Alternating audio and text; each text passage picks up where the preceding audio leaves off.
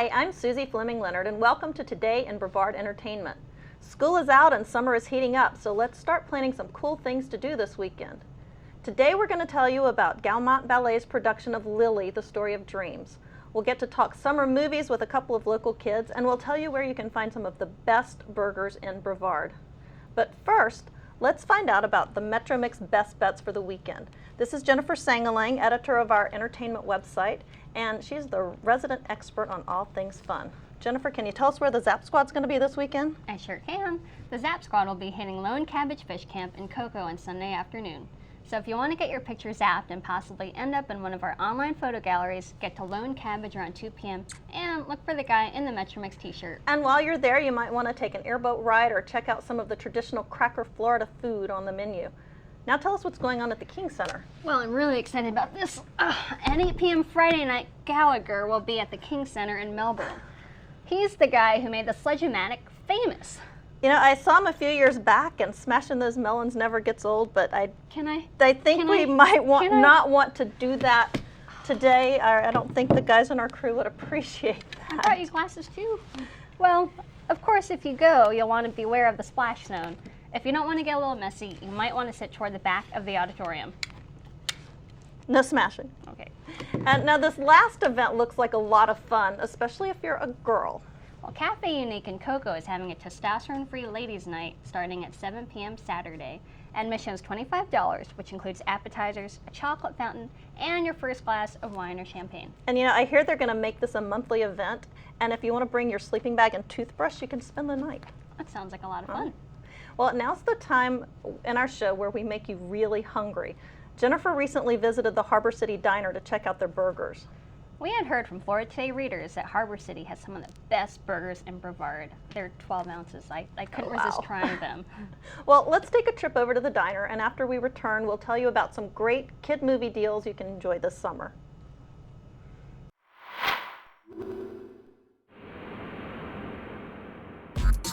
Did you ever wonder where's the beef? Well, we found it. It's right here. In a recent quest for the best burger in Brevard, Florida Today and its readers chose Harbor City Diner in West Melbourne for their massive 12-ounce burgers. What's your most popular burger here at Harbor City Diner? I love the Harbor City burger. It was my own creation. I loved it from day one. If I have to say, that will be the most popular one. It's huge. I mean, it's a big burger. It's about 12 ounces of fresh ground beef, and we grill it on the char broiler, and we'll have smoked ham, Swiss cheese, and sauteed onions and sauteed mushrooms. Now, do people usually finish your burgers in one sitting, or do they need a doggy bag?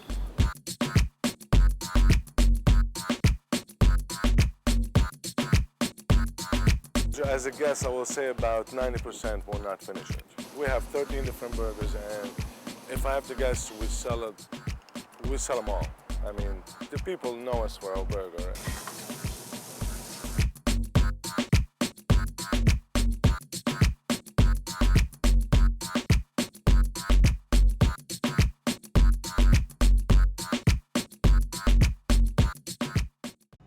Well, today is the last day of school for most of Brevard County, and parents, you may already be wondering how you're going to entertain your kids for the next few months. Well, local movie theaters are here to help. Several of them will be offering free or really cheap kids' movies on weekday mornings. Cinema World in West Melbourne will kick off its free summer movies tomorrow with one of my favorites, The Wizard of Oz. So let's watch a trailer for that movie, and then we'll be joined in the studio by Quinn Canner and Savannah Walters from Gardendale Elementary School to talk about their favorite movies.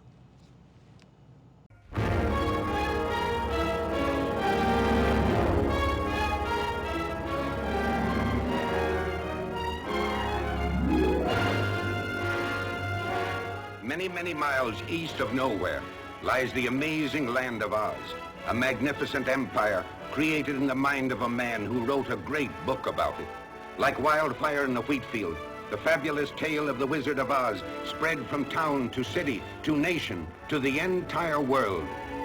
Although the Wizard of Oz has captivated the children of 4 generations and fired the imaginations of those youthful adults who have never grown old, although 10 million copies of the book have reached eager hands and eager hearts, no one has dared the towering task of giving life and reality to the land of Oz and its people. Every delightful character of L. Frank Baum's classic is now reborn. Every glorious adventure has been recaptured and painted with a rainbow. The celebration in Munchkinland, the flying monkeys, the rescue of Dorothy, the castle of the witch, the palace of Oz, and Dorothy's strange journey to the Emerald City to find the wonderful Wizard of Oz himself. We're off to see the wizard, the wonderful Wizard of Oz. We hear he is the Wizard of Wiz, if ever a Wiz there was. If ever or ever a Wiz there was, the Wizard of Oz is one because of the wonderful things he does. We're off to see the wizard, the wonderful Wizard of Oz.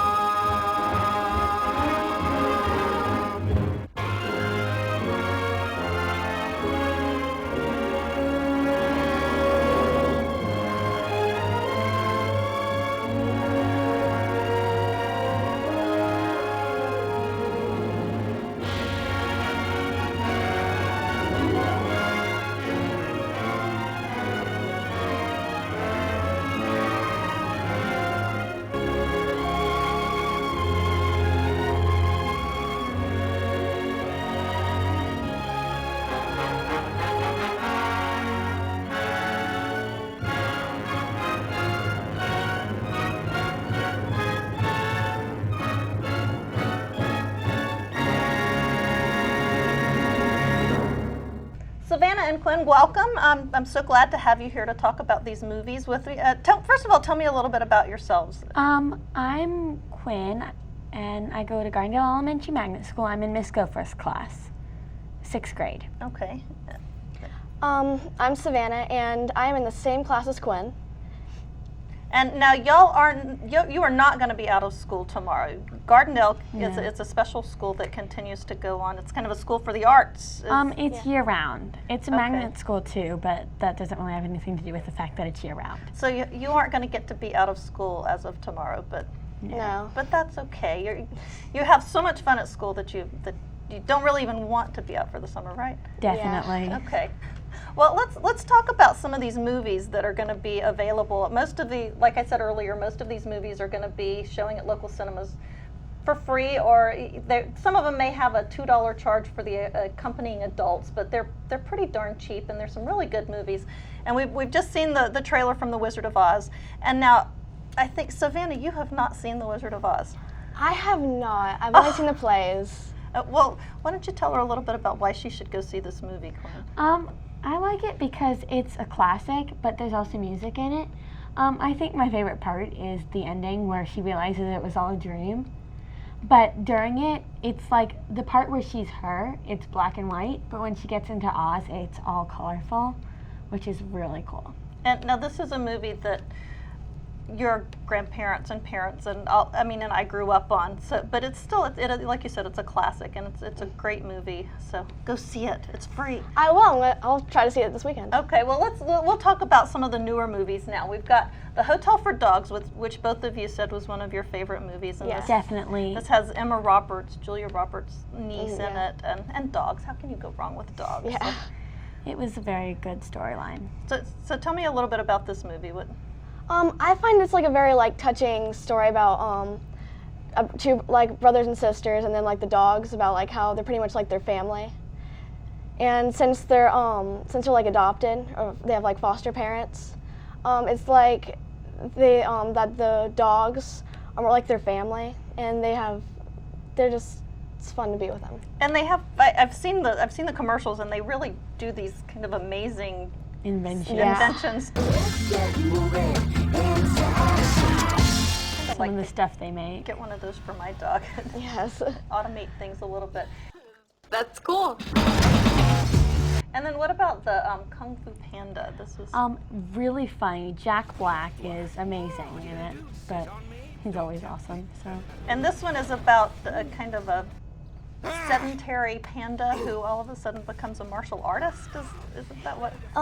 He's loved the 5 martial arts people, and he's dreamed of being the Dragon Warrior, And then when they're calling for the Dragon Warrior, he tries to get there, but he can't get in. And then something happens where he gets blasted inside and he gets chosen as a Dragon Warrior. And they think that, oh, he's just a panda, he can't do this, but he shows that it doesn't matter, he can. So once again, it has a great moral. It's a lot of fun, but it also kind of teaches you to embrace who you are then. So, and what about the Shrek 3? I hate to admit this, but I haven't seen any of the Shrek movies. I'm sorry, that's as bad as Savannah not having seen Wizard of Oz. But I know a little bit about it. This one, Shrek and Fiona become parents, don't they? Yeah. Yes, at the very end they have triplets. That's a lot of baby ogres. Yeah. So what's the storyline in this? Well, pretty much Shrek doesn't want to like be the ruler of whatever the kingdom is, happily ever after. I think so. Yeah. So he goes overseas to find Fiona's cousin Arthur. And Arthur is like, I find it ironic because he's kind of named after King Arthur, but he's like the loser at the school he goes to. And they're trying to convince Arthur to be the ruler instead. And I believe in the end that they decide that Shrek does want to be king. So, so Shrek becomes the king, or should we? I guess most people have seen this though. But Shrek does end up he becomes a father and he becomes the king.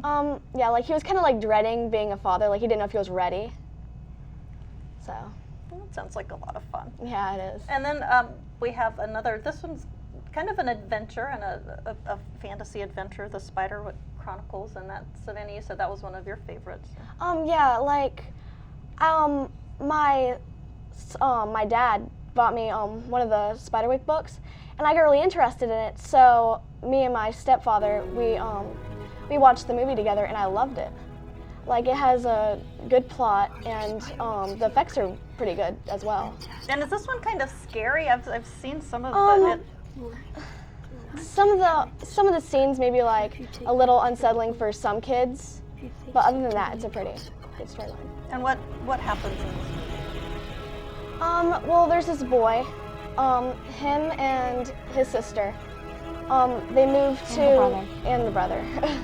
They moved to this house, and all these things start like happening. And he goes into the attic, and he finds a little, kind of like a little troll. Kind of, it's like a little mouse, and it's like this whole, it has to do with like spiderwick, and they go into, and they're like these people actually, and, well, they're not really people, they're more like monsters, but they're trying to get the eyeglass that they have, and they're using what the creator of it has to keep them away. This sounds really complicated. Yeah, it's very complicated to explain. Well, what about, this is not complicated at all. No. I don't think. SpongeBob SquarePants, the movie. I have seen some of the SpongeBob TV shows. Is this better than the TV shows, as good as the TV shows? Well, in my opinion, I think it's actually a little better than the TV shows because it's really funny. I laughed the entire thing. And you get like the goofy SpongeBob and Patrick moments, and it's just like really, really funny. And you can't go wrong with SpongeBob. No, he's he's so awesome. much fun. And then Nim's Island. This is one that I again haven't seen this one, but Quinn, this is one of your favorites. I really want to see this because I love Jodie Foster and Abigail Breslin. I mean, they're just two of my favorite actresses. So. It's a very good storyline. Pretty much, there's a girl and her father living alone on an island with a bunch of animals. And then her father goes out to sea and he doesn't come back. And there's this huge storm. So she writes to her favorite author, who is played by Jodie Foster. And the author is not an outdoors person. She doesn't really step out of her house. But she decides that she's going to go travel to the island where the girl is to help her. But she really is not the best person to help. In the end, they find the father does come back, and they find it, and everything's happy. But that sounds good. It's a good storyline. I can kind of sympathize with Jodie Foster in that because I don't know if I would be good at roughing it on an island like that. I like my indoor plumbing and my air conditioning. It makes me happy. And there's also, and this is a movie that none of us have seen because it hasn't come out yet, but Up opens this weekend. Have y'all That seen looks any really of the- cute. It looks cute. I want to see it. And that's going to be an animated movie with 3D, and it should be a lot of fun.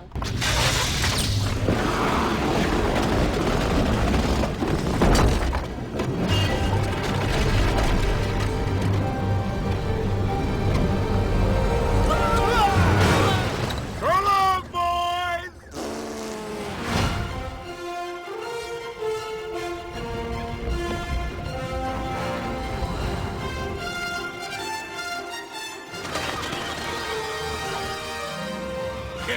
Well, Savannah and Quinn, thank you for coming in. I hope you enjoy your summer, and maybe sometime you'll be able to come back in and talk about movies with us again. That would be nice. And now we're going to give you a sneak peek at another performance for the younger crowd. Of course, it's something that grown-ups will enjoy too.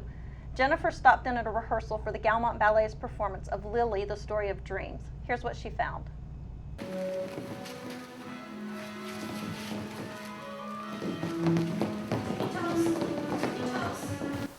The Galmont Ballet is gearing up to tell the story of Lily, a story of dreams, this weekend at the Cocoa Village Playhouse. And of course, the story is told through dance by many of Galmont's students.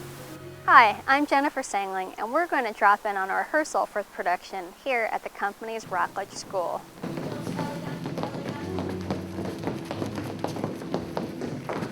Well, Lily is very, very special.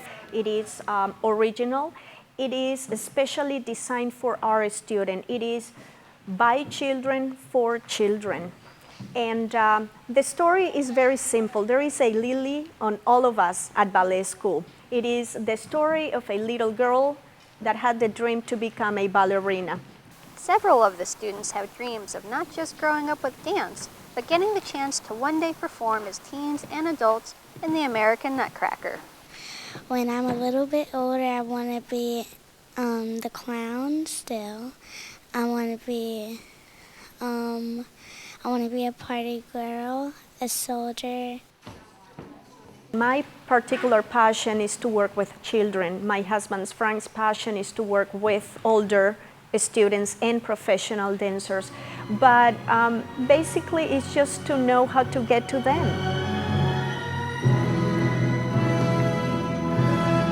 And it's not just dancing and the fairy tale costumes that appeal to the young ballerinas. They get to play with props too. It was in Journey of Life, and we used bouncing balls, and we were like throwing them and bouncing them, and it was really fun.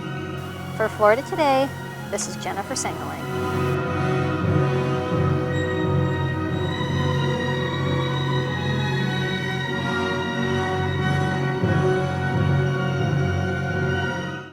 Thanks again for joining us for Today in Brevard Entertainment. I hope we've given you plenty of reasons to look forward to this weekend.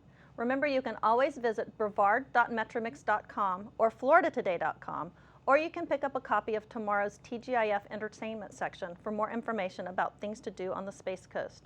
From all of us at Florida Today and Today in Brevard, have a great weekend.